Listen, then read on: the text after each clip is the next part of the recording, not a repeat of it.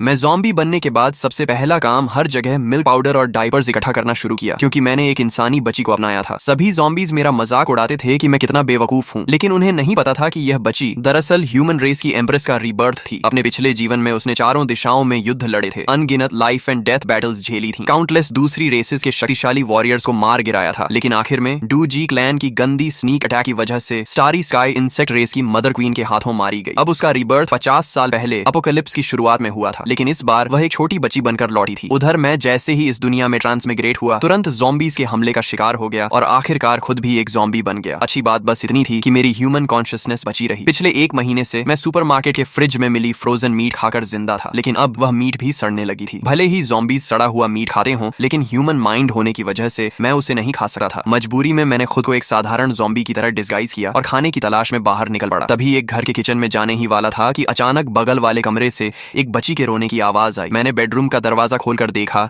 तो अंदर का कमरा बेहद आरामदायक और साफ सुथरा था, जो बाहर हॉल में फैले खून के धब्बों से बिल्कुल उल्टा था। बिस्तर पर करीब 6-7 महीने की एक बच्ची जोर जोर से रो रही थी। लगता था उसके माता पिता ने अपनी आखिरी सांसों में बेडरूम का दरवाजा बंद करके उसे बचाने की कोशिश की थी। उसी समय यून रुओक्शुए पूरी तरह निराश हो चुकी थी। बड़ी मुश्किल से उसे रीबर्थ मिला था, लेकिन सबसे पहले अपने माता पिता की जगह उसने एक ज़ॉम्बी को देखा। वह पहले से ही काफी देर से भूखी थी, ऊपर से इस वक्त का भयानक डर, हंगर और फियर दोनों के असर से वह बेहोश हो गई। उस छोटी बच्ची को देखकर मैं हैरान रह गया। वह सिर्फ 5-6 महीने की थी, लेकिन उसकी आंखों में उदासी और बेबसी साफ दिखाई दे रही थी। किसी वजह से मुझे उससे अपनापन महसूस हुआ। हम दोनों ही बिना वजह इस दुनिया में आ गए थे और बदकिस्मती से अपोकलिप्स का शिकार बने थे। मेरी आंखों के सामने अचानक आई यह नई जिंदगी अंधेरे में चमकती एक उम्मीद जैसी लगी, जिसने मुझे जीने का नया मकसद दे दिया। इसलिए मैंने तय किया कि मैं इस छोटी बच्ची को पालूंगा। लेकिन तभी मुझे एहसास हुआ कि वह भूख की वजह से बेहोश हो चुकी है और कमरे में रखा मिल्क पाउडर का डिब्बा भी पूरी तरह खाली था। मैंने फैसला किया कि बाहर जाकर मिल्क पाउडर ढूंढ कर लाऊंगा। मैंने बेडरूम का दरवाजा अच्छी तरह बंद किया, बच्ची को अंदर सुरक्षित रखा और दरवाजे के सामने सोफा लगाकर ज़ॉम्बीज के अंदर आने का रास्ता रोक दिया। किचन में काफी तलाश करने के बाद भी कुछ काम का नहीं मिला, इसलिए मुझे ऊपर की मंजिलों पर जाना पड़ा। तीसरी मंजिल के कॉरिडोर में सूखे हुए काले भूरे खून के निशान फैले हुए थे। जमीन पर पहचान में न आने वाले बॉडी पार्ट्स बिखरे पड़े थे। बिल्डिंग का मेन डोर खुला होने के बावजूद वहां इतनी बदबू थी कि सांस लेना मुश्किल था। कॉरिडोर में कई अधूरे शरीर वाले ज़ॉम्बीज भी घूम रहे थे, लेकिन अब मैं इन सब का आदी हो चुका था और चुपचाप घरों की सर्च करता रहा। लगातार कई किचन खंगालने के बाद भी मुझे मिल्क पाउडर नहीं मिला, सिर्फ थोड़ा सा पूरी तरह न सड़ा हुआ रॉ मीट मिला। आखिर जब मैं 5वीं मंजिल के एक घर में पहुंचा तो वहां की महिला ज़ॉम्बी बन चुकी थी और उसने अपने ही बच्चे को खा लिया था। मैं कुछ पल के लिए खामोश हो गया। अगर वह छोटी बच्ची भी बेडरूम में बंद न होती तो शायद उसका अंजाम भी यही होता। आखिरकार खुले हुए मिल्क पाउडर के 2 डिब्बे और करीब 2 किलो ऐसा रॉ मीट ढूंढ लिया जो अभी तक पूरी तरह सड़ा नहीं था। यून रुओक्शुए बेहोशी में ही महसूस कर रही थी कि उसके मुंह में दूध डाला जा रहा है। उसने इंस्टिंक्ट से दूध पीना शुरू किया। एनर्जी मिलने के बाद उसने बड़ी मुश्किल से आंखें खोली, लेकिन उसने देखा कि वह मरी नहीं थी, बल्कि एक ज़ॉम्बी बिल्कुल नैनी की तरह चम्मच से उसे दूध पिला रहा था। अपने पिछले जीवन की यादों में उसने हमेशा ज़ॉम्बीज को सिर्फ खून के प्यासे मॉन्स्टर्स के रूप में देखा था। उसने तो खुद भी अपने ज़ॉम्बी बन चुके साथियों को खत्म किया था। उसके मन में ख्याल आया, क्या यह ज़ॉम्बी मुझे बड़ा करके बाद में खा जाएगा? मुझे नहीं पता वह छोटी बच्ची क्या सोच रही थी, लेकिन उसे दोबारा आंखें खोलते देखकर मैंने राहत की सांस ली। हालांकि वह काफी समय से भूखी थी, इसलिए एक कटोरी मिल्क पाउडर पिलाने के बाद भी उसका पेट नहीं भरा। मैं आदत से उसे कुछ कहने ही वाला था, लेकिन तभी याद आया कि मैं ज़ॉम्बी हूँ। जैसे ही बोलने की कोशिश की, मेरे मुंह से सिर्फ एक धीमी गुर्राहट निकली। मैं चुप हो गया और बिना कुछ बोले लगातार 3 कटोरी मिल्क पाउडर बनाकर उसे पिलाया, तब जाकर उसका पेट भरा। मैंने मन ही मन सोचा कि बच्चे को पालना सच में आसान नहीं है। अब से मुझे ज्यादा मिल्क पाउडर जमा करना होगा। अच्छी बात यह थी कि मिल्क पाउडर लंबे समय तक खराब नहीं होता। पेट भरने के बाद यून रुओक्शुए आराम से बेबी क्रिब में लेट गई। उसे यह सब बेहद अजीब लग रहा था। मेरे शरीर से निकलने वाली ऑरा साफ बता रही थी कि मैं अभी अभी ज़ॉम्बी बना था और सिर्फ एक बेहद कमजोर फर्स्ट स्टेज ज़ॉम्बी था। इतने लो लेवल का ज़ॉम्बी किसी भी हालत में इंटेलिजेंस नहीं रख सकता था, इसलिए वह समझ ही नहीं पा रही थी कि आखिर यह सब कैसे हो रहा है। लेकिन पिछले जीवन में अनगिनत लाइफ एंड डेथ बैटल्स लड़ चुकी एम्प्रेस होने के कारण वह धीरे धीरे शांत हो गई। उसके मन में डर अभी भी था, लेकिन उसने सोचा कि अगर यह ज़ॉम्बी सच में उसे खाना चाहता भी है तो कम से कम वह भूखी नहीं मरेगी। कई दिनों की भूख और डर से उसके नर्व्स पूरी तरह तनाव में थे, लेकिन अब राहत मिलने पर वह गहरी नींद में सो गई। मैं उस छोटी बच्ची का सोता हुआ चेहरा देकर मुस्कुरा दिया। इस दुनिया में आने के बाद पहली बार मुझे शांति और सुकून महसूस हुआ, लेकिन कुछ महीनों की बच्ची को यहाँ अकेला छोड़ देना मतलब उसकी मौत तय थी, इसलिए मैंने उसे अपने साथ ले जाने का फैसला किया। ये 7 मंजिला पुरानी रेजिडेंशियल बिल्डिंग थी। दूसरी मंजिल बिल्कुल सुरक्षित नहीं थी, जबकि 7वीं मंजिल सबसे ऊपर होने की वजह से काफी सुरक्षित थी। शायद बिल्डिंग पुरानी होने के कारण यहाँ ज़ॉम्बीज ज्यादा नहीं थे, लेकिन जो थे वे बेहद भूखे थे। मैं उस छोटी बच्ची को लेकर खुलेआम घूमने की हिम्मत नहीं कर सकता था, इसलिए मैंने क्रोबार उठाया और रास्ते में मिलने वाले ज़ॉम्बीज को पीछे से चुपचाप खत्म करता गया। 7वीं मंजिल पर पहुंचकर मैंने उसे सुरक्षित रखा, फिर खुद नहाया और साफ कपड़े पहन ली। अब शरीर पर मौजूद घावों के निशान छोड़ दें तो मैं लगभग एक सामान्य इंसान जैसा ही दिखता था। सबसे बड़ी खुशी यह थी कि इस घर में मुझे बेबी प्रोडक्ट्स भी काफी मात्रा में मिल गए। शायद एपोकलिप्स शुरू होने पर यहाँ रहने वाला परिवार जल्दबाजी में सब छोड़कर भाग गया था। मैंने यह भी महसूस किया कि पिछले कुछ दिनों से लगातार घूमने फिरने की वजह से ज़ॉम्बी बनने के बाद जो मेरा शरीर बेहद अकड़ा हुआ था, अब वह काफी फ्लेक्सिबल हो गया था। मैं कुछ आसान ह्यूमन मूवमेंट्स भी करने लगा था। हालांकि मुझे इस बात पर हैरानी हुई, लेकिन मैंने ज्यादा ध्यान नहीं दिया क्योंकि मेरा पूरा ध्यान यून रुओक्सुए पर था। जब मैं डायपर लेकर उसे बदलने जा रहा था, तभी यून रुओक्सुए के दिमाग में एक चौंकाने वाला ख्याल आया। पहले उसे सिर्फ इस बात पर हैरानी थी कि मैं उसे खाना खिला रहा हूँ, लेकिन अब जब उसने मुझे डायपर बदलने की तैयारी करते देखा तो उसे पूरा यकीन हो गया कि मैंने अपनी ह्यूमन कॉन्शियसनेस संभाल कर रखी है। उसने हमारी पहली मुलाकात को याद किया। उसे याद आया कि मैंने डोर हैंडल घुमाया था, क्रोबार से दरवाजा खोला था, मिल्क पाउडर बनाकर उसे पिलाया था। यह सब किसी सामान्य फर्स्ट स्टेज ज़ॉम्बी के इंस्टिंक्ट नहीं हो सकते थे। अब उसे पूरा भरोसा हो गया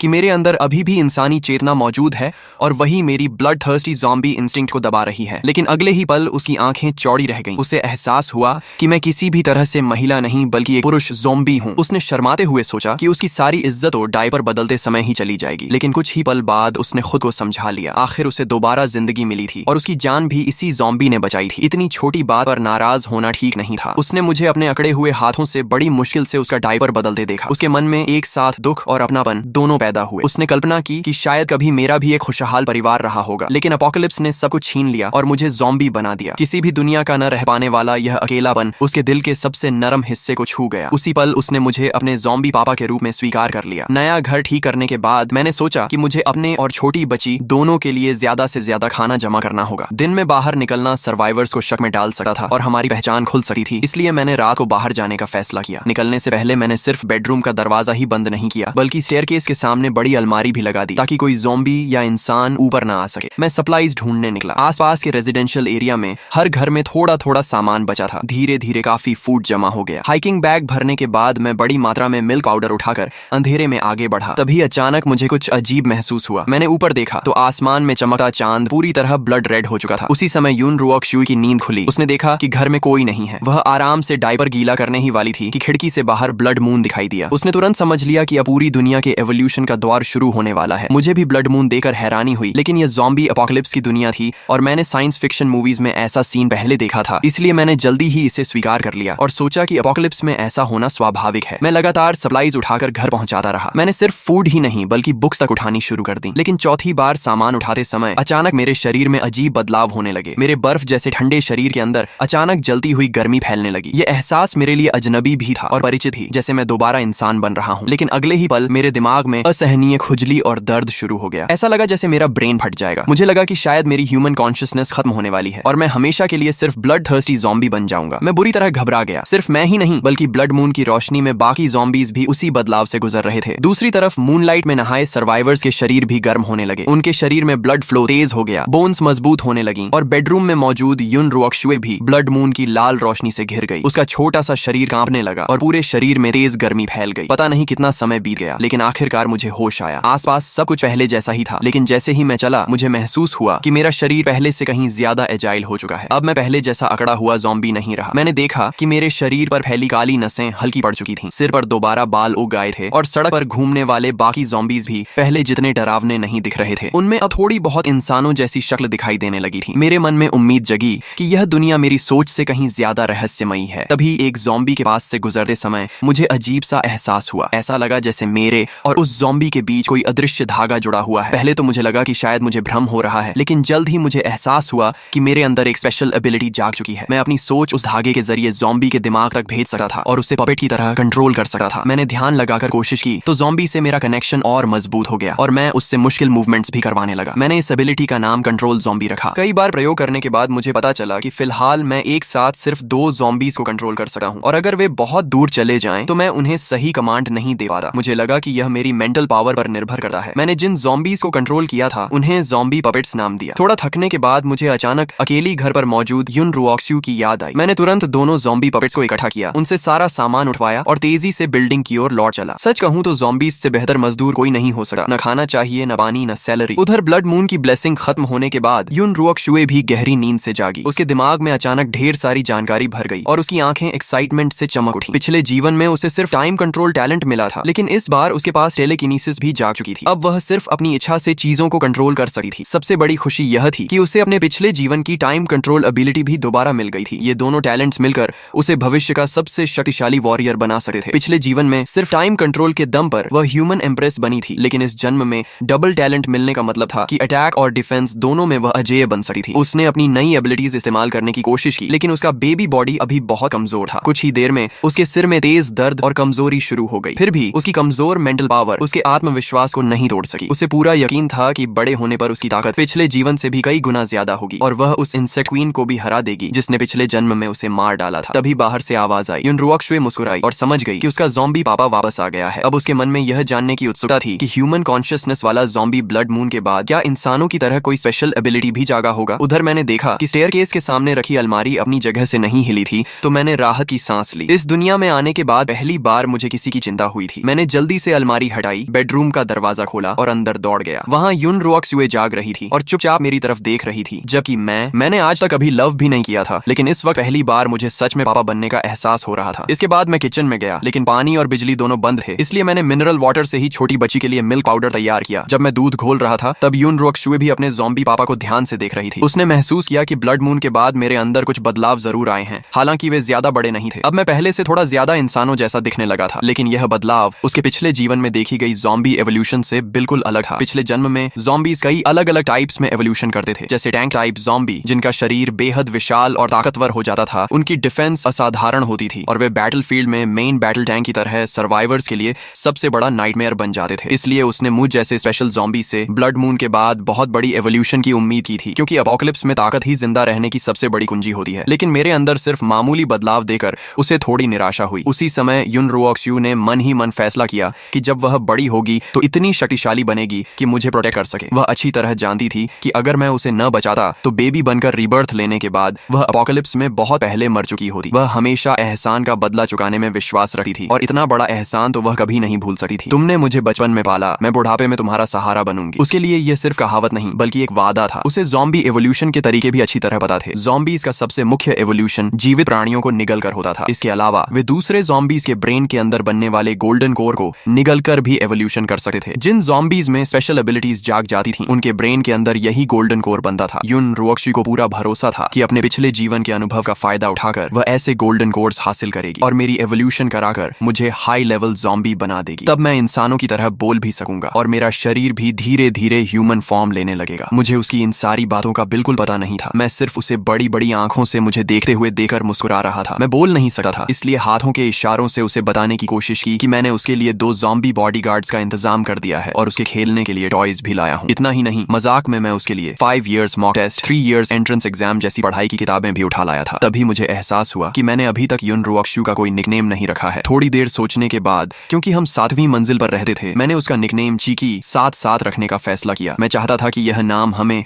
हमेशा 7वीं मंजिल पर बने हमारे छोटे से घर की खूबसूरत याद दिलाता रहे। रात भर इकट्ठा किए गए सप्लाईज को देखकर मैं काफी संतुष्ट था। मुझे लगा कि यह सामान मेरे और चीकी दोनों के लिए काफी लंबे समय तक चलेगा। लेकिन अपोकलिप्स की अनिश्चितता को देखते हुए मैंने तय किया कि कुछ दिन घर के अंदर ही रहकर हालात का ऑब्जर्वेशन करूंगा और पूरी तरह सुरक्षित होने के बाद ही दोबारा बाहर निकलूंगा। मैं लिविंग रूम में गया और वहां से लगभग आधा मीटर लंबी स्टील मचेटी उठा ली। मुझे नहीं पता इस घर का मालिक पहले क्या काम करता था, लेकिन उसके पास इतनी लंबी और बेहद तेज मचेटे होना वाकई हैरान करने वाला था। मैंने कभी स्वॉर्ड्समैनशिप नहीं सीखी थी, लेकिन ज़ॉम्बी बनने के बाद मिली असाधारण फिजिकल स्ट्रेंथ की वजह से मैं आसानी से मचेटी घुमा सकता था। मार्शल आर्ट्स नॉवेल्स और मूवीज में देखे हुए मूव्स को याद करके मैं लिविंग रूम में प्रैक्टिस करने लगा। मुझे पूरा यकीन था कि अब मचेटे हाथ में होने पर मैं अकेले कई दुश्मनों का सामना आसानी से कर सकता हूँ। उधर जब मैं ब्लेड प्रैक्टिस कर रहा था, उसी समय युन रुओक्शुए थोड़ी देर आराम करने के बाद अपनी एबिलिटी की प्रैक्टिस कर रही थी। उसकी टेलीकिनेसिस से एक सिल्वर नीडल हवा में लगातार इधर उधर उड़ रही थी। इसी तरह देखते देखते 2 दिन बीत गए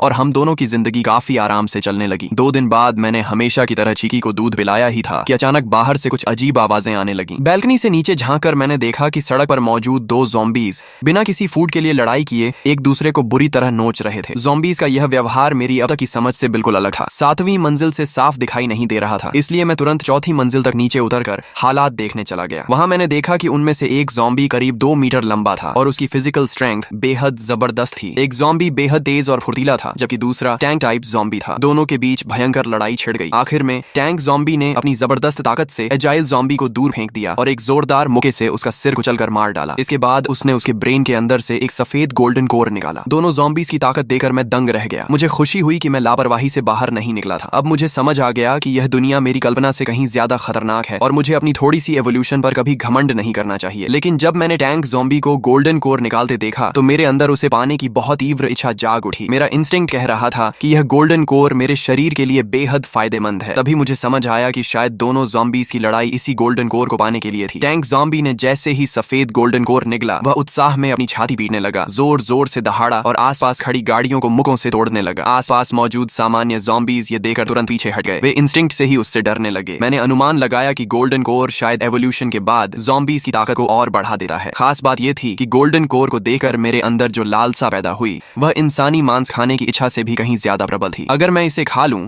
तो मेरी ज़ॉम्बी कंट्रोल एबिलिटी जरूर और मजबूत हो जाएगी। लेकिन फिलहाल मैं उस टैंक ज़ॉम्बी का मुकाबला नहीं कर सकता था। तभी मेरी नजर किचन में रखे गैस सिलेंडर पर पड़ी और मेरे दिमाग में उसे चालाकी से हराने का प्लान आ गया। उधर यून रुओक्शु ने भी बाहर का शोर सुन लिया। वह नीचे का दृश्य नहीं देख सकती थी, लेकिन अपने पिछले जीवन के अनुभव से उसने समझ लिया कि ब्लड मून के बाद पूरी दुनिया एवोल्यूशन के सबसे तेज दौर में प्रवेश कर चुकी है। ज़ॉम्बीज़ और म्यूटेंट बीस्ट ताकत हासिल करने के लिए एक दूसरे को मार रहे होंगे, जबकि ह्यूमन सर्वाइवर्स गोल्डन कोर्स की तलाश में होंगे। बाद के समय में इंसानों ने कल्टीवेशन मेथड्स भी विकसित कर लिए थे। अपने पिछले जीवन में ह्यूमन एम्प्रेस रही यून रुओक्शु ने सबसे शक्तिशाली ग्लेज्ड ब्रीदिंग टेक्निक की साधना की थी। वह जानती थी कि उसका ज़ॉम्बी पापा एक लो लेवल ज़ॉम्बी होने के कारण अपोकलिप्स में ज्यादा समय तक जीवित नहीं रह पाएगा, इसलिए उसे जल्द से जल्द खुद मजबूत बनकर हम दोनों की रक्षा करनी होगी। भले ही उसका शरीर अभी बेबी का था, लेकिन वह फिर भी ग्लेज्ड ब्रीदिंग टेक्निक की प्रैक्टिस कर सकती थी। ब्लड मून के बाद हवा में फैले एनर्जी पार्टिकल्स को उसने अपने शरीर में खींचना शुरू किया। टेक्निक चलाते ही उसका छोटा सा शरीर कांपने लगा और एनर्जी धीरे धीरे उसके अंदर समाने लगी। यून रुओक्शु खुश थी कि उसे एपोकलिप्स के शुरुआती दौर में ही इस टेक्निक से कल्टीवेशन करने का मौका मिल गया। बड़ी मात्रा में एनर्जी पार्टिकल्स उसके शरीर में समा गए, जिससे उसकी बोन्स और मजबूत हो गई और उसकी कमजोर टेलीकिनेसिस भी पहले से काफी ताकतवर हो गई। जब मैं नीचे से वापस बेडरूम में आया तो मैंने उसे कांपते हुए देखा। मुझे लगा कि शायद उसे ठंड लग गई है या बुखार आ गया है, इसलिए मैंने जल्दी से उसके ऊपर ब्लैंकेट डाल दिया। यून रुओक्शु की साधना टूट गई। उसने मेरी चिंतित शक्ल देखी तो मुस्कुरा दी और पहली बार उसे अपने ज़ॉम्बी पापा का सच्चा फादरली लव महसूस हुआ। पिछले जीवन में वह ऑर्फनेज में बड़ी हुई थी और उसने कभी माता पिता का प्यार नहीं पाया था। यह उसकी जिंदगी का पहला मौका था जब उसे पिता का स्नेह मिला। उसे सुरक्षित देखकर मैंने राहत की सांस ली और फिर बाहर मौजूद टैंक ज़ॉम्बी को खत्म करने की स्ट्रेटजी बनाने लगा। इतना खतरनाक खतरा ज्यादा दिन जिंदा नहीं छोड़ा जा सकता था। शाम होते ही मैंने अपने पहले ज़ॉम्बी पपेट को भेजा ताकि वह शॉप के अंदर गोल्डन कोर की ताकत बचा रहे टैंक ज़ॉम्बी को उकसा सके। ज़ॉम्बी पपेट ने फ्लावर पॉट उठाकर टैंक ज़ॉम्बी पर फेंका और तुरंत भाग गया। वह सफलतापूर्वक उसे पहले से तैयार किए गए गैस सिलेंडर वाले शॉप तक ले आया। जैसे ही मेरा पहला ज़ॉम्बी पपेट अंदर घुसा, टैंक ज़ॉम्बी पूरी ताकत से दौड़ता हुआ शॉप के अंदर घुस गया और अपने विशाल शरीर से मेरे पपेट को पूरी तरह चकनाचूर कर दिया। उसी समय मेरा दूसरा ज़ॉम्बी पपेट अंदर आया। उसने दरवाजा बंद किया और लाइटर से गैस सिलेंडर में आग लगा दी। जोरदार एक्सप्लोजन हुआ। टैंक ज़ॉम्बी आग की लपटों में घिर गया और दर्द से भयानक चीखें मारने लगा। किसी तरह वह जलती हुई शॉप से बाहर निकला, लेकिन दरवाजे पर ही गिर पड़ा। एक्सप्लोजन होने से पहले ही मैंने अपने पपेट से कॉन्शियसनेस वापस खींच ली थी। मैं करीब 15 मिनट तक दूर खड़ा इंतजार करता रहा। जब पूरी तरह यकीन हो गया कि टैंक ज़ॉम्बी मर चुका है, तभी मैं सावधानी से उसके पास गया। उसका पूरा शरीर जलकर काला पड़ चुका था और बुरी तरह नष्ट हो गया था। मैंने मचेटी से बड़ी मुश्किल से उसकी खोपड़ी खोली और उसके ब्रेन के अंदर से एक लाल सफेद गोल्डन कोर निकाला। इस गोल्डन कोर का आकर्षण पहले वाले सफेद गोल्डन कोर से भी कहीं ज्यादा था। मेरे अनुमान के अनुसार सफेद गोल्डन कोर साधारण एवोल्यूशन के बाद दूसरे ज़ॉम्बीज़ को खाकर बनता था, जबकि यह लाल सफेद गोल्डन कोर उससे एक लेवल ऊपर था। आग की रोशनी से आकर्षित होकर आसपास कई ज़ॉम्बीज़ आने लगे, इसलिए मैंने तुरंत गोल्डन कोर उठा लिया और 2 स्वस्थ ज़ॉम्बीज़ को अपने नए ज़ॉम्बी पपेट्स बना लिया। बिल्डिंग लौटने के बाद मैंने दोनों नए पपेट्स को नीचे गार्ड बनाकर खड़ा कर दिया और खुद तीसरी मंजिल पर चला गया। पूरी तरह सुरक्षित होने के बाद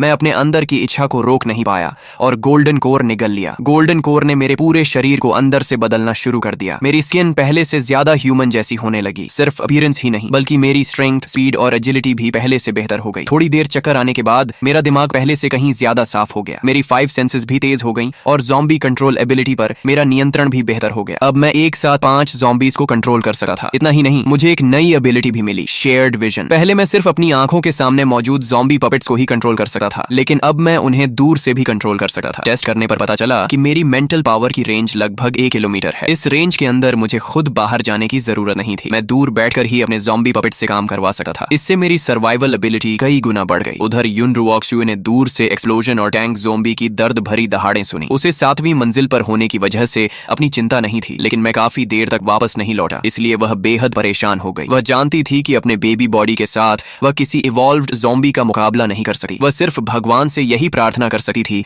कि उसका ज़ॉम्बी पापा सुरक्षित लौट आए। चिंता की वजह से वह ग्लेज्ड ब्रीदिंग टेक्निक पर भी ध्यान नहीं लगा पा रही थी। तभी बाहर दरवाजा खुलने की आवाज आई। युन रुओक्शुए ने राहत की सांस ली और उसके चेहरे पर मुस्कान आ गई। आखिर ताला खोलकर अंदर आने वाला उसका ज़ॉम्बी पापा ही हो सकता था। जब मैं वापस आया और उसे मुस्कुराते देखा तो मेरा दिल भी खुश हो गया। अब मेरी ताकत पहले से बढ़ चुकी थी और मैं उसे बेहतर तरीके से प्रोटेक्ट कर सकता था। मैं खुशी खुशी किचन में गया और उसके लिए मिल्क पाउडर बनाया। उसे मीठे स्वाद से दूध पीते देखकर मुझे लगा जैसे मेरे इस सड़े हुए ज़ॉम्बी शरीर में फिर से जिंदगी लौट आई हो। अगले 2 दिनों तक मैं अपनी टेलीकिनेसिस से ज़ॉम्बी पपेट्स को आसपास सप्लाईज इकट्ठा करने भेजता रहा। मैंने नीचे की कई मंजिलों को वेयर हाउस बना दिया। बेबी प्रोडक्ट्स, फूड और ज़ॉम्बीज से लड़ने वाले कई टूल्स भी जमा हो गए। हमारी जिंदगी हर दिन लगभग एक जैसी थी, लेकिन फिर भी मुझे बेहद संतोष मिलता था क्योंकि मैं महसूस कर सकता था कि मेरी ताकत लगातार बढ़ रही है। दूसरी तरफ युन रुओक्शुए रोज मिल्क पीने के बाद ग्लेज्ड ब्रीदिंग टेक्निक की प्रैक्टिस करती रहती। कभी कभी उसे लिविंग रूम से हल्की हल्की आवाजें सुनाई देती। पिछले कुछ दिनों की घटनाओं को जोड़कर उसने अंदाजा लगाया कि मैं शायद किसी सुपर ज़ॉम्बी से मिल चुका हूं। वह अच्छी तरह जानती थी कि इवॉल्व्ड ज़ॉम्बीज की ताकत सामान्य ज़ॉम्बीज से कई गुना ज्यादा होती है। इस नई दुनिया में साधारण ज़ॉम्बीज सबसे नीचे थे। उन्हें ह्यूमन सर्वाइवर्स, दूसरे ज़ॉम्बीज और म्यूटेंट बीस्ट्स तीनों से खतरा था। उसे इस बात ने बहुत भावुक कर दिया कि इतनी मुश्किल परिस्थितियों में भी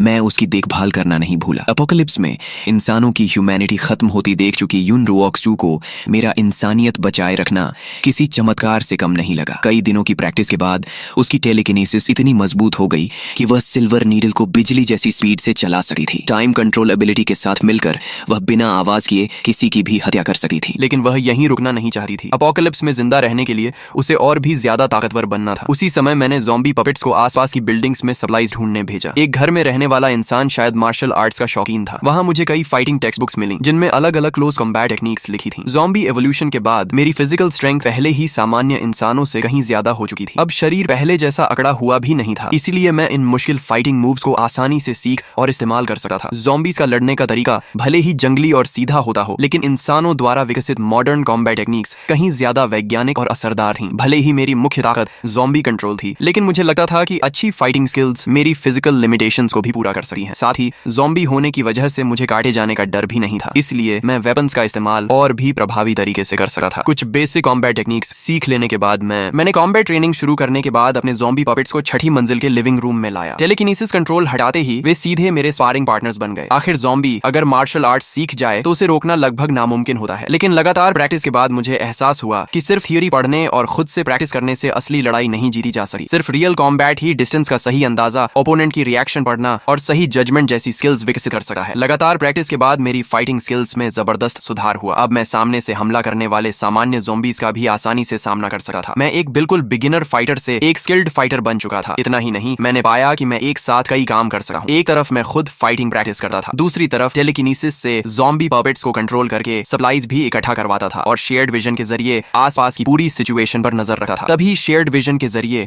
मैंने सनशाइन कम्युनिटी की पहली बिल्डिंग की 3री मंजिल पर 2 ज़ॉम्बीज को इधर उधर घूमते देखा। अचानक उनके सामने एक ब्लड रेड शैडो बिजली जैसी स्पीड से गुजरी। उसकी स्पीड इतनी डरावनी थी कि अगर जमीन पर उसके निशान न दिखे तो मुझे लगा कि मेरी आंखों ने धोखा खाया है। मैंने तुरंत ज़ॉम्बी पपेट से उस ब्लड शैडो का पीछा करवाया। कुछ मिनट बाद आखिरकार वह क्रीचर साफ दिखाई दिया। उसका रूप बेहद भयानक था। उसके शरीर की स्किन लगभग पूरी उतर चुकी थी। उसके टीथ और टंग भी डरावने तरीके से बदल चुके थे। उसके दोनों हाथ और पैर म्यूटेंट बीस्ट के क्लॉज बन चुके थे। वह अब 2 पैरों पर खड़ा भी नहीं हो सकता था और सिर्फ 4 पैरों पर दौड़ता था, लेकिन उसकी स्पीड और एक्सप्लोसिव पावर अविश्वसनीय थी। वह दीवारों और सीलिंग पर भी आसानी से दौड़ सकता था। उस ब्लड ज़ॉम्बी को देखते ही मेरे ज़ॉम्बी पपेट्स भी इंस्टिंक्ट से डर गए। अगले ही पल उसने बिजली जैसी स्पीड से मेरे दोनों पपेट्स को सेकंडों में मार डाला। यह आखिर कैसा मॉन्स्टर था। कॉन्शियसनेस वापस अपने शरीर में लौटने के बाद भी मेरे मन में डर बना रहा। ब्लड मून के बाद कुछ ज़ॉम्बीज ने ऐसी एबिलिटीज हासिल कर ली थीं जो मेरी कल्पना से भी बाहर थीं। मेरी मौजूदा ताकत उनके सामने कुछ भी नहीं थी। अगर मैं अपने 5 ज़ॉम्बी पपेट्स को भी एक साथ भेज देता तो शायद वे भी पल भर में खत्म हो जाते। अब मैं सिर्फ यही उम्मीद कर सकता था कि वह ब्लड ज़ॉम्बी कभी हमारी 5 नंबर बिल्डिंग तक न पहुंचे। मैंने समय बर्बाद करना बंद कर दिया और हर दिन ज़ॉम्बीज के साथ रियल कॉम्बैट प्रैक्टिस करके खुद को मजबूत बनाने लगा। एक हफ्ते बाद मैं 6ठी मंजिल के लिविंग रूम में 3 ताकतवर ज़ॉम्बीज के एक साथ हमले का भी आसानी से सामना करने लगा। तंग जगह में भी मैं तेजी से मूव करता, सही मौका ढूंढता और अपनी टेक्निक से उन्हें जल्दी खत्म कर देता। फाइटिंग प्रैक्टिस के साथ साथ मैंने अपने ज़ॉम्बी पपेट्स को सप्लाईज ढूंढने के अलावा इवॉल्व्ड ज़ॉम्बीज की जानकारी इकट्ठा करने का काम भी दे दिया। ब्लड ज़ॉम्बी जैसे मॉन्स्टर्स से बिना पर्याप्त ताकत के भिड़ना आत्महत्या थी, लेकिन पहले मिले टैंक ज़ॉम्बी और एजाइल ज़ॉम्बी जैसे इवॉल्व्ड ज़ॉम्बीज को सही स्ट्रेटजी से हराया जा सकता था। पिछले कुछ दिनों की ऑब्जर्वेशन से मुझे यकीन हो गया था कि गोल्डन कोर सिर्फ इवॉल्व्ड ज़ॉम्बीज के ब्रेन में ही बनता है। दूसरी तरफ 7वीं मंजिल के बेडरूम में बेबी युन रुओक्शु की ताकत ताकत भी लगातार बढ़ रही थी। शुरुआत में वह सिर्फ सिल्वर नीडल हिलाने से ही थक जाती थी, लेकिन अब वह अपनी बेबी बॉडी को जमीन से 1-2 सेंटीमीटर तक हवा में उठा सकती थी। इंसानों के लिए उड़ना हमेशा से एक सपना रहा है। हालांकि यून रुओक शुए अभी सच में उड़ नहीं सकती थी, लेकिन लगातार प्रैक्टिस के बाद उसके पास अब कम से कम खुद की रक्षा करने लायक ताकत आ चुकी थी। उसे नहीं पता था कि अगर बड़े सर्वाइवर बेसिस को पता चल जाए कि एक बेबी हवा में तैर सकती है तो वे सभी उसे अपनी ऑर्गेनाइजेशन में शामिल करने के लिए लड़ पड़ेंगे। इतनी कम उम्र में ऐसी अचीवमेंट सचमुच चौंका देने वाली थी। छठी मंजिल की फाइटिंग प्रैक्टिस खत्म करने के बाद मैंने ज़ॉम्बी पपेट्स से मरे हुए ज़ॉम्बीज की सफाई करवाई। मैं ऊपर जाकर चीकी को मिल्क पाउडर पिलाने ही वाला था कि सप्लाईज इकट्ठा कर रहे एक ज़ॉम्बी पपेट ने अचानक नई जानकारी भेजी। ज्यादा दूर नहीं, एक दुबला लेकिन बेहद तेज एजाइल ज़ॉम्बी एक बेहद कमजोर ह्यूमन सर्वाइवर का पीछा कर रहा था। मैंने अपने ज़ॉम्बी पपेट्स को सामान्य ज़ॉम्बीज की तरह डिस्गाइज करके उचित दूरी पर आधे घेराव की फॉर्मेशन में धीरे धीरे उस एजाइल ज़ॉम्बी की तरफ बढ़ाया जो आराम से इंसानी मांस खा रहा था। मैंने यह स्ट्रेटेजी इसलिए चुनी क्योंकि एजाइल ज़ॉम्बी की स्पीड बहुत ज्यादा थी। अगर मैं बिना सोचे समझे हमला करता तो मेरे सारे ज़ॉम्बी पपेट्स खत्म हो सकते थे। जैसे ही हमारे बीच की दूरी लगभग 10 मीटर रह गई, मैंने अचानक 5 ज़ॉम्बी पपेट्स को चार्ज करने का आदेश दिया। एजाइल ज़ॉम्बी ने अपनी स्पीड के दम पर ज्यादातर हमलों से बच लिया, लेकिन मेरी हाफ एनसर्कलमेंट स्ट्रेटेजी की वजह से उसकी दाहिनी बांह और पीठ पर गहरे घाव लग गए। हालांकि मेरे एक ज़ॉम्बी पपेट की फायर एक्स उसकी पसलियों में फंस गई और गुस्से में एजाइल ज़ॉम्बी ने उसका सिर चीरकर उसे तुरंत मार डाला। मैंने तुरंत 2 ज़ॉम्बी पपेट्स को सामने से हमला करने भेजा ताकि उसका ध्यान भटक जाए, जबकि बाकी 2 पपेट्स ने पीछे से दोबारा हमला किया। एजाइल ज़ॉम्बी ने सामने वाले पपेट्स को पीछे धकेल दिया, लेकिन वह कमर पर हुए जोरदार हॉरिजॉन्टल स्लैश से नहीं बच सका और उसके शरीर का बड़ा हिस्सा कट गया। घायल होने के बाद उसने और भी तेज स्पीड से हमला किया और एक और ज़ॉम्बी पपेट का सिर तोड़ दिया, लेकिन बाकी तीनों ज़ॉम्बी पपेट्स बिना रुके उस पर टूट पड़े। आखिरकार एजाइल ज़ॉम्बी लगातार होती फायर एक्स की बारिश से नहीं बच पाया और वहीं मारा गया। उसे मारने के बाद मैंने बचे हुए ज़ॉम्बी पपेट्स से उसके ब्रेन से गोल्डन कोर निकलवाया और तुरंत उन्हें लेकर बिल्डिंग वापस लौट आया। वापस पहुंचकर मैंने ज़ॉम्बी पपेट्स को नीचे गार्ड पर लगा दिया और खुद गोल्डन कोर लेकर ऊपर चला गया। मैंने देखा कि यह भी पहले वाले की तरह सफेद था जिसमें हल्की सी लाल चमक थी। इसका मतलब यह एजाइल ज़ॉम्बी भी पहले किसी गोल्डन कोर को निगल चुका था। मैंने बिना देर किए गोल्डन कोर निगल लिया। एक बार फिर शक्तिशाली एनर्जी मेरे पूरे शरीर में फैल गई। एवोल्यूशन पूरी होने के बाद मेरी ताकत में जबरदस्त बढ़ोतरी हुई। अब मैं एक साथ 10 ज़ॉम्बी पपेट्स को कंट्रोल कर सकता था और मेरी कंट्रोल रेंज बढ़कर 3000 मीटर हो गई थी। अपनी नई ताकत से उत्साहित होकर मैंने ज़ॉम्बीज के झुंड में से 10 मजबूत ज़ॉम्बीज चुने, उन्हें फायर फाइटिंग सूट पहनाए और एक बेहद ताकतवर ज़ॉम्बी स्क्वाड तैयार कर लिया। इस स्क्वाड को देखकर मेरे अंदर आत्मविश्वास भर गया। मैंने कल्पना करनी शुरू कर दी कि एक दिन मैं विशाल ज़ॉम्बी आर्मी बनाऊंगा। अपनी टेलीकिनेसिस और अनगिनत ज़ॉम्बी पपेट्स के सहारे चारों दिशाओं में लड़ाइयां जीतूंगा। मैंने तो मास आर्मी स्ट्रेटेजी तक सोच ली थी, लेकिन मैं पहली बिल्डिंग में मौजूद उस भयानक ब्लड मॉन्स्टर को नहीं भूला था। आज एजाइल ज़ॉम्बी से लड़ने के बाद उसकी तुलना में वह ब्लड मॉन्स्टर और भी ज्यादा डरावना लगने लगा। भले ही अब मेरे पास 10 ज़ॉम्बी पपेट्स थे, लेकिन उसके बारे में जानकारी बहुत कम थी, इसलिए जीत की कोई गारंटी नहीं थी। मैंने तय किया कि कुछ दिन बाद फिर उससे मुकाबला करके उसकी असली ताकत का अंदाजा लगाऊंगा। आखिर वह एक टाइम बॉम्ब की तरह था जिसके रहते मैं चैन से नहीं रह सकता था। अगले 3 दिनों में मैंने छठी मंजिल को पूरी तरह ट्रेनिंग रूम में बदल दिया। लगातार कॉम्बैट प्रैक्टिस के दौरान मुझे महसूस हुआ कि एवोल्यूशन के बाद मेरी फिजिकल एबिलिटी हर पहलू में पहले से कहीं बेहतर हो गई है। मैंने संतोष से सिर हिलाया। अब मेरा शरीर सच में एपोकलिप्स सर्वाइवर जैसा लगने लगा था। ट्रेनिंग खत्म होने के बाद मैंने ज़ॉम्बी पपेट से बैटलफील्ड साफ करवाया, अपने शरीर से खून धोया और 7वीं मंजिल पर चीकी को मिल्क पाउडर पिलाने चला गया। उसके मासूम चेहरे की मुस्कान देखकर मैं भी अनायास मुस्कुरा दिया। अब उसकी एपेटाइट पहले से काफी बढ़ गई थी। उसे दूध पिलाने के बाद मैं बाहर से लाए टॉयज से उसे खिलाने लगा। यून रोक्शुए मुझे अपनी अनाड़ी हरकतों से उसे हंसाने की कोशिश करते देखकर मन ही मन बेबस हो गई। बाहर से वह एक बेबी थी, लेकिन अंदर से वह एक मैच्योर, काल्म और निर्णायक ह्यूमन एम्प्रेस थी। फिर भी उसने सोचा कि यह उसके ज़ॉम्बी पापा का प्यार है, इसलिए उसने मुस्कुराकर मेरा साथ दिया। लेकिन जैसे ही मैंने उसकी मुस्कान देखी, मैं उसे हंसाने के लिए और ज्यादा मेहनत करने लगा। यून रोक्शुए की आंख तक फड़क गई। आखिर उसने मन ही मन कहा, रहने दो, इसे ही अपनी टेलीकिनेसिस की प्रैक्टिस समझ लेती हूँ। उसके साथ खेलने के बाद मैंने पहली बिल्डिंग वाले ब्लड मॉन्स्टर की ताकत पर रखने का फैसला किया। मैंने 10 लंबे चौड़े ज़ॉम्बी पपेट्स चुने, उन्हें फायर फाइटिंग सूट्स पहनाए, लेकिन मुझे लगा कि अभी भी तैयारी अधूरी है। तभी मुझे सड़क के मोड़ पर मोटरसाइकिल शॉप याद आई। मैं ज़ॉम्बी पपेट्स को लेकर वहां गया, दुकान का दरवाजा तोड़ा और हर पपेट को फुल फेस मोटरसाइकिल हेलमेट पहना दिया। आखिर ज़ॉम्बीज का सबसे बड़ा वीक पॉइंट उनका सिर ही होता है। शरीर चाहे कितना भी फट जाए, जब तक सिर सुरक्षित रहे वे लड़ सकते थे। पूरी तैयारी के बाद मैंने इस नए ज़ॉम्बी स्क्वाड को दूर से कंट्रोल करते हुए पहली बिल्डिंग की ओर भेज दिया। मेरी टेलीकिनेसिस की रेंज 3000 मीटर थी, लेकिन मैं जानता था कि क्लोज कॉम्बैट में ब्लड मॉन्स्टर के सामने खुद जाना अभी भी खतरे से खाली नहीं था। इसलिए मैं 5 नंबर बिल्डिंग में ही सुरक्षित रहकर पूरे ऑपरेशन को कमांड करने लगा। ज़ॉम्बी स्क्वाड पहली मंजिल से हर कमरे और हर कोने की सावधानी से सर्च करता हुआ आगे बढ़ा। खासकर सीलिंग पर विशेष ध्यान दिया जा रहा था ताकि दीवारों और छत पर चलने वाला ब्लड मॉन्स्टर अचानक हमला न कर सके। जल्दी ही 4 मंजिलों की सर्च पूरी हो गई, लेकिन ब्लड मॉन्स्टर कहीं दिखाई नहीं दिया। किसी को नहीं पता था कि वह स्पाइडर की तरह 5वीं मंजिल के एक ब्लाइंड स्पॉट में चिपका हुआ इंतजार कर रहा था। जैसे ही मेरे ज़ॉम्बी पपेट्स ऊपर पहुंचे, उसने अचानक हमला कर कर दिया। पहले ही वार में उसने दरवाजे के सबसे पास वाले ज़ॉम्बी पपेट को दूर उड़ा दिया। अच्छी बात यह रही कि हेलमेट की वजह से उसका सिर नहीं फूटा। मैंने तुरंत पूरे ज़ॉम्बी स्क्वाड को काउंटर अटैक का आदेश दिया और सभी ने फायर एक्सिस से हमला शुरू कर दिया। अगर इस समय युन रुओक्सुए वहां होती तो वह तुरंत पहचान लेती कि यह ब्लड मॉन्स्टर दरअसल अपोकलिप्स का मशहूर लिकर ज़ॉम्बी था। अपने पिछले जीवन में उसने देखा था कि अपोकलिप्स के शुरुआती दौर में इसी मॉन्स्टर ने ह्यूमन सर्वाइवर्स का भारी कत्लेआम किया था। गुस्से में लिकर ज़ॉम्बी ने अपने तेज क्लॉज से कई ज़ॉम्बी पपेट्स को दूर फेंक दिया, लेकिन मेरे कंट्रोल में होने के कारण वे अपनी चोटों की परवाह किए बिना उसके क्लॉज से चिपक गए। उसी समय बाकी ज़ॉम्बी पपेट्स ने फायर एक्सिस से उसके सिर पर लगातार वार किए। लिकर ज़ॉम्बी घिर गया। उसने छलांग लगाकर निकलने की कोशिश की, लेकिन फिर भी कई वार उसके शरीर पर लगे। मैंने सभी ज़ॉम्बी पपेट्स को एक ही जगह लगातार हमला करने का आदेश दिया। आखिर 3 ज़ॉम्बी पपेट्स ने मिलकर उसकी एक पूरी बांह काट डाली। घायल लिकर ज़ॉम्बी तुरंत सीलिंग पर चढ़ गया। मैंने ज़ॉम्बी पपेट्स से उस पर फायर एक्सिस फेंकवाई, लेकिन उसकी स्पीड इतनी ज्यादा थी कि मेरे लो लेवल ज़ॉम्बी पपेट्स का एम और थ्रोइंग पावर दोनों कम पड़ गए। लिकर ज़ॉम्बी ने खिड़की का ग्लास तोड़ा, बिल्डिंग की बाहरी दीवार पर छलांग लगाई और पल भर में आंखों से ओझल हो गया। मैंने मन ही मन खुद को कोसा कि मैंने उसकी ताकत को कम आंका था। इतनी तैयारी के बाद भी मैं उसे पकड़ नहीं पाया। उसकी स्पीड इतनी ज्यादा थी कि वह बिल्डिंग की बाहरी दीवार पर भी जमीन की तरह दौड़ सकता था। उसके इस तरह बच निकलने का मतलब था कि अब वह सतर्क हो चुका है और शायद बदला लेने भी लौट सकता है। मुझे खुशी थी कि हेलमेट्स की वजह से मेरे ज़ॉम्बी पपेट्स का नुकसान कम हुआ, लेकिन अब मेरी सबसे बड़ी चिंता यही लिकर ज़ॉम्बी था। अगर वह किसी दिन चुपचाप हमारी 5 नंबर बिल्डिंग तक पहुंच गया और उसे चीकी मिल गई तो वह बाहर की दीवार चढ़कर सीधे 7वीं मंजिल तक पहुंच सकता था और उसे रोकना लगभग असंभव होता। मैंने तुरंत खुद को शांत किया और डिफेंस प्लान बनाया। मैंने 3 सबसे मजबूत ज़ॉम्बी पपेट्स को पूरी तरह इक्विप करके 5 नंबर बिल्डिंग में लगातार पेट्रोल पर लगा दिया, ताकि अगर लिकर ज़ॉम्बी चुके से अंदर घुसे तो मुझे तुरंत पता चल जाए। बाकी ज़ॉम्बी पपेट्स को मैंने दूसरे इवॉल्व्ड ज़ॉम्बीज की तलाश में भेज दिया। 2 गोल्डन कोर्स निकलकर ताकत बढ़ने पर मैं बहुत खुश था, लेकिन लिकर ज़ॉम्बी ने मुझे एहसास करा दिया कि मैं अभी भी इस दुनिया में बहुत छोटा खिलाड़ी हूँ। उधर 7वीं मंजिल के बेडरूम में युन रुओक्सुए अपनी टेलीकिनेसिस से 2 क्लॉथ डॉल्स को हवा में लगातार उड़ा रही थी। ह्यूमन एम्प्रेस होने के नाते उसे ऐसे टॉयज बिल्कुल पसंद नहीं थे, लेकिन वह मेरा दिल नहीं तोड़ना चाहती थी। बाद में उसे एहसास हुआ कि क्लॉथ डॉल्स से टेलीकिनेसिस की प्रैक्टिस भी काफी अच्छी हो जाती है। तभी उसे महसूस हुआ कि मैं वापस आ गया हूँ। उसने तुरंत दोनों डॉल्स को अपनी बाहों में पकड़ लिया। जब भी मैं उसे खुशी से खेलते देखा, मेरे अंदर का सारा तनाव खत्म हो जाता। मैंने मन ही मन सोचा, चीकी, यह दुनिया बहुत अंधेरी और टूटी हुई है। उम्मीद है कि जब तुम बड़ी होगी तो इस दुनिया से नफरत नहीं करोगी। तुम हमेशा ऐसे ही बेफिक्र मुस्कुराती रहो। मैं चाहता हूँ कि हम दोनों इस एपोकलिप्स में हमेशा साथ जिंदा रहें। तभी मेरी नजर बेडरूम की खिड़की पर गई और मेरा चेहरा गंभीर हो गया। मैं तुरंत नीचे गया, लकड़ी के तख्ते और कीलें लाया और पूरी खिड़की को बंद करना शुरू कर दिया। युन रुओक्सु हैरानी से अपने ज़ॉम्बी पापा को देखती रही। पिछले कई दिनों से वह बाहर भी नहीं गया था और अब खिड़की भी बंद कर रहा था। उसने सोचा कि शायद उसके ज़ॉम्बी पापा को आखिरकार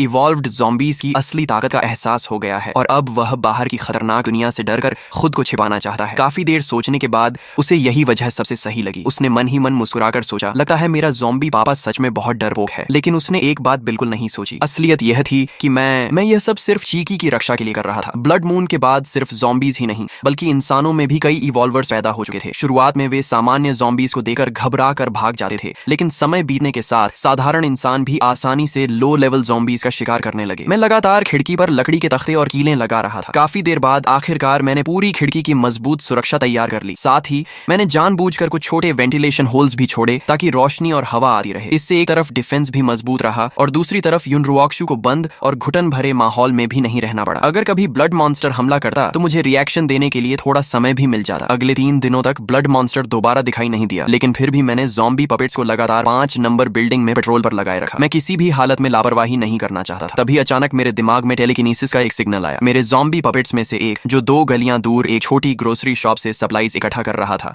उसका सामना कुछ ह्यूमन सर्वाइवर्स से हो गया। शुरुआत में उन सर्वाइवर्स ने उसे साधारण ज़ॉम्बी समझा, लेकिन जैसे ही ज़ॉम्बी पपेट ने पलटकर उनकी तरफ देखा, वे घबरा गए। उनमें से एक मजबूत आदमी, जिसका नाम टीजू था, आयरन रॉड उठाकर सीधे ज़ॉम्बी पपेट की तरफ दौड़ा। मैंने तुरंत ज़ॉम्बी पपेट को फायर एक्स से उसका मुकाबला करने का आदेश दिया। जैसे ही दोनों भिड़े, मैं हैरान रह गया। मैंने जानबूझकर सबसे ताकतवर ज़ॉम्बीज को पपेट बनाया था और सामान्य ज़ॉम्बीज की फिजिकल स्ट्रेंथ भी इंसानों से ज्यादा होती थी, लेकिन मुझे उम्मीद नहीं थी कि टीजू की ताकत इतनी जबरदस्त होगी। उसकी आयरन रॉड से आया वार इतना भारी था कि ज़ॉम्बी पपेट का पूरा हाथ सुन्न हो गया। अगले ही वार में टीजू ने फायर एक्स दूर उड़ा दी और एक ही प्रहार में ज़ॉम्बी पपेट का सिर कुचल दिया। ज़ॉम्बी पपेट के गिरने के बाद टीजू उसके पास गया और हैरानी से बोला, यह दुनिया तो सच में पागल हो गई है। अब ज़ॉम्बीज भी वेपन्स इस्तेमाल करने लगे हैं। क्या यह किसी नई एवोल्यूशन का ज़ॉम्बी है? लेकिन उसने ज्यादा सोचने की बजाय अपने साथियों को जल्दी जल्दी सप्लाईज उठाने को कहा। उसे डर था कि कहीं कोई इवॉल्व्ड ज़ॉम्बी वहां ना आ जाए। अपने लीडर को एक ही वार में ज़ॉम्बी मारते देखकर बाकी लोग उसकी तारीफ करने लगे। अच्छा हुआ टीजू भाई हमारे साथ हैं, नहीं तो हमें इतना सारा फूड कभी नहीं मिलता। दूसरा बोला, इवॉल्व्ड ज़ॉम्बीज भी क्या कर लेंगे? टीजू भाई की पावर के सामने में तो एक ही डंडा काफी है। अपोकलिप्स में ताकतवर सहारा मिलना सबसे जरूरी था, इसलिए सभी लोग उसकी खुशामद करने में लगे थे। टीजू भी उनकी तारीफ सुनकर काफी खुश था। मुझे इस बात पर हैरानी हुई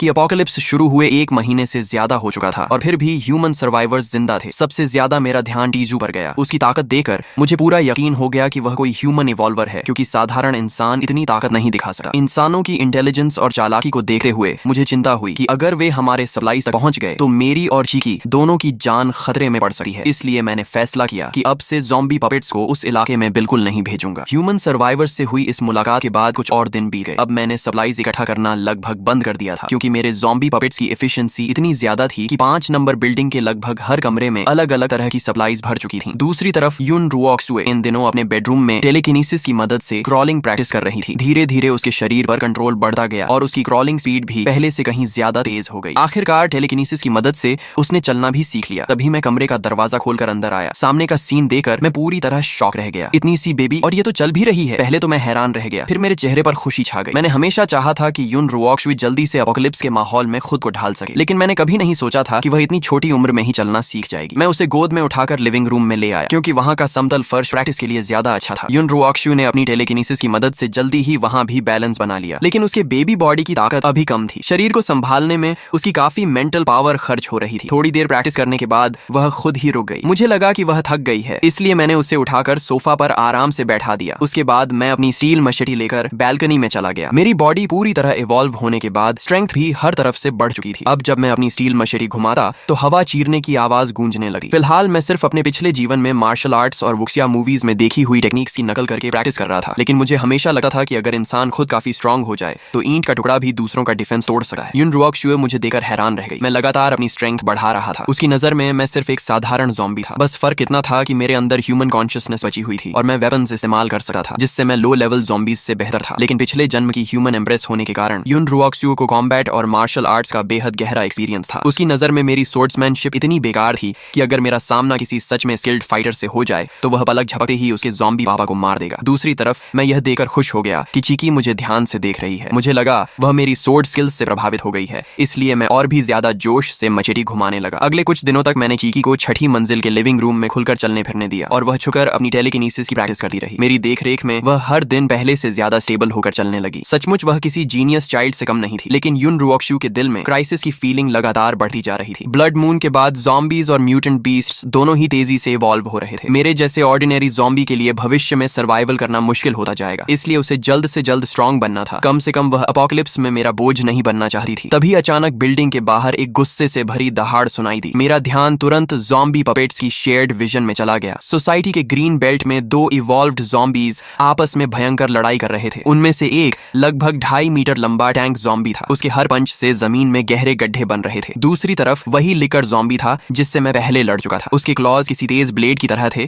और उसकी स्पीड इतनी ज्यादा थी कि उसे देखना भी मुश्किल था। दोनों इवॉल्व्ड ज़ॉम्बीज बराबरी की लड़ाई लड़ रहे थे। मेरा दिल तेजी से धड़कने लगा। ये मेरे लिए सुनहरा मौका था। अगर दोनों एक दूसरे को कमजोर कर दें तो मैं आसानी से दोनों का फायदा उठा सकता था। मैं तुरंत कमरे से निकलकर नीचे गया और अपनी ज़ॉम्बी स्क्वाड इकट्ठा करने लगा। उधर युन रुओक्सुए बाहर की आवाज सुनकर परेशान हो गई। उसे मेरे ज़ॉम्बी पपेट्स कंट्रोल करने की एबिलिटी के बारे में कुछ पता नहीं था। उसे लगा मैं खुद जाकर इवॉल्व्ड ज़ॉम्बीज से लड़ने वाला हूँ, लेकिन वह खुद ठीक से चल भी नहीं सकती थी, इसलिए सिर्फ कमरे में बैठकर मेरी सलामती की दुआ कर सकती थी। नीचे पहुंचते ही मैंने अपने सभी ज़ॉम्बी पपेट्स को इकट्ठा किया। पूरी तरह आर्म्ड ज़ॉम्बी स्क्वाड धीरे धीरे ग्रीन बेल्ट की तरफ बढ़ने लगी। लंबी लड़ाई के बाद आखिर दोनों ज़ॉम्बीज बुरी तरह घायल हो चुके थे। लिकर ज़ॉम्बी ने टैंक ज़ॉम्बी का एक हाथ नोचकर अलग कर दिया और आखिरकार टैंक ज़ॉम्बी वहीं मर गया। लिकर ज़ॉम्बी मुश्किल से जीत पाया था और जैसे ही वह गोल्डन कोर निकालने झुका, मेरी ज़ॉम्बी स्क्वाड ने चारों तरफ से उसे घेर लिया। लिकर ज़ॉम्बी गुस्से से दहाड़ा और ज़ॉम्बी पपेट्स को डराकर भगाने की कोशिश की, लेकिन मेरे कंट्रोल में होने की वजह से उन पर उसके प्रेशर का कोई असर नहीं हुआ। मेरे स्टोन ज़ॉम्बी पपेट्स लगातार फायर एक्सिस से उस पर हमला करते रहे। खुली जगह होने की वजह से लिकर ज़ॉम्बी अपनी वॉल रनिंग एबिलिटी का फायदा नहीं उठा पाया और आखिरकार उसे चारों तरफ से घेर लिया गया। दोनों इवॉल्व्ड ज़ॉम्बीज के गोल्डन कोर्स मेरे हाथ लग गए। मैं खुशी से झूम उठा और तुरंत अपनी ज़ॉम्बी स्क्वाड को लेकर सोसाइटी लौट आया। इस बार दोनों गोल्डन कोर्स पहले से भी ज्यादा रेड हो चुके थे। साफ था कि वे पहले ही कई गोल्डन कोर्स निकल चुके थे। तीसरी मंजिल पर पहुंचते ही मैंने दोनों गोल्डन कोर्स एक साथ निकल ली। इस बार मिलने वाली एनर्जी पहले से कई गुना ज्यादा थी, लेकिन सबसे बड़ा बदलाव मेरी स्पिरिट पावर में हुआ। मेरे दिमाग में इतनी जबरदस्त मेंटल एनर्जी भर गई कि मैं उसे सहन ही नहीं कर पाया और कुछ ही देर बाद बेहोश होकर गिर पड़ा। 7वीं मंजिल पर युन रुओक्सुए बेचैनी से सोफा पर लौटने लगी। काफी देर तक मेरी कोई आवाज नहीं आई तो उसने उम्मीद छोड़ दी। उसे लगा कि उसका ज़ॉम्बी पापा इवॉल्व्ड ज़ॉम्बीज के हाथों मारा गया। वह दुखी होकर सोचने लगी, बेचारे ज़ॉम्बी पापा बस थोड़ा और इंतजार कर लेते। तभी अचानक दरवाजे का लॉक खुलने की आवाज आई। युन रुओक्शू ने तुरंत सिर उठाया और उसके चेहरे पर खुशी छा गई। वह सोफा से उतरकर लड़खड़ाते कदमों से मेरी तरफ दौड़ी और उसके मुंह से अचानक निकल गया, पापा। मैं वहीं बिजली गिरने की तरह जम गया। चीखी। पहली बार मुझे पापा बुला रही थी। मैंने दो जन्म जी लिए, लेकिन कभी गर्लफ्रेंड तक नहीं बनी। अचानक किसी के मुंह से पापा सुनना मेरे लिए ऐसा एहसास था जिसे मैं शब्दों में बयां नहीं कर सकता था।